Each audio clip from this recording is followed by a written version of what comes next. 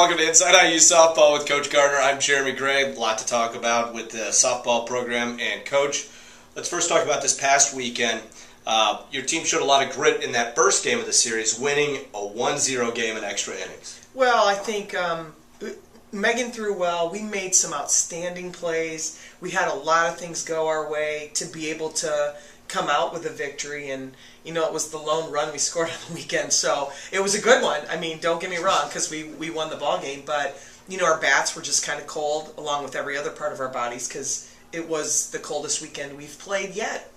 Your team has hit well over the course of the year. Do you kind of feel like it was just a one-off thing? You faced good pitching, bad weather, team was in a little bit of a slump that you're ready to bounce back? I think it was a combination. I think it was, like I said, it was cold, and that being said, we haven't played in cold weather all season. So it was cold, but, they have two of the best pitchers in the conference statistically, and we just could never get in a groove. But, like I said, we got lucky that first game, and in the ninth inning was able to score a run and then hold them off. Megan Murphy threw phenomenal, and Sam Heyman threw out a runner at home. Jenna Abraham threw out a runner at home.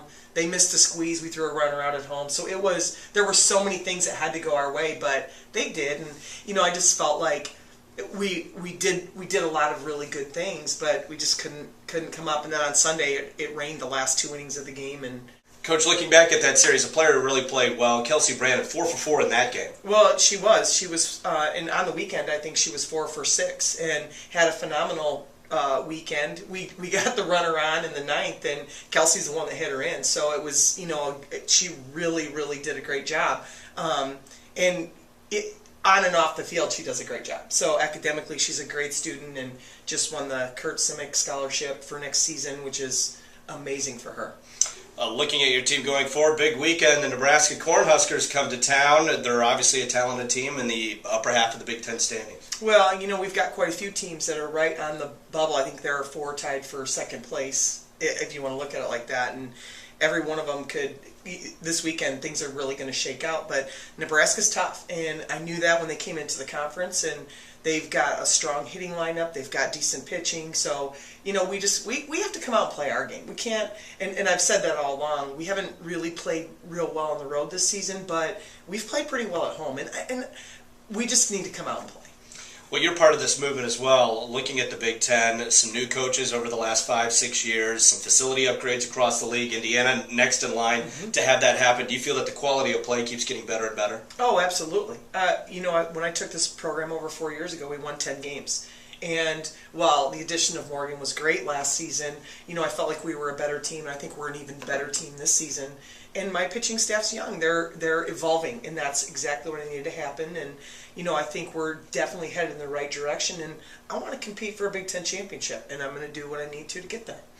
Looking at this weekend, it's a special weekend in Bloomington as the seniors are going to play their last games here in town. Yes, and we have 4 seniors going out: Lindsay Callanan, Heather Nelson, Cassie Gogreve, and Sam Brenter. So we're going to honor them before the game on Sunday, 12:45. And I just think I appreciate all the hard work and everything they've done to help us move this program in the right direction.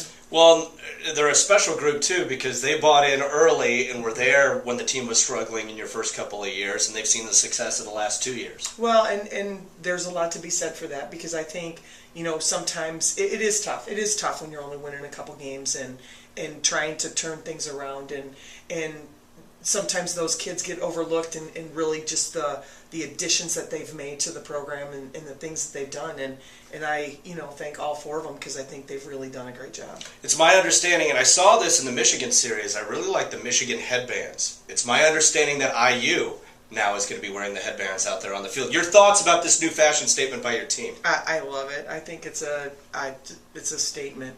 And ours aren't quite as bright because, Michigan has the yellow ones. They're bright. But we got some good things going on. And, I don't care what they wear if they want to win. The Spirit of Indiana showcases a couple of weeks ago. Shelby Gogreve got it done on the mic. She absolutely rocked it. And, every time she sings, there are things about her that just impress me more and more. And she's pretty talented. Actually, she's singing the national anthem this weekend on Sunday too. So I'm going to try my hand at softball play-by-play for the first time. Do you got any advice? Good luck. We'll wrap it up there. Thanks so much for watching Inside IU Softball with Michelle Gardner.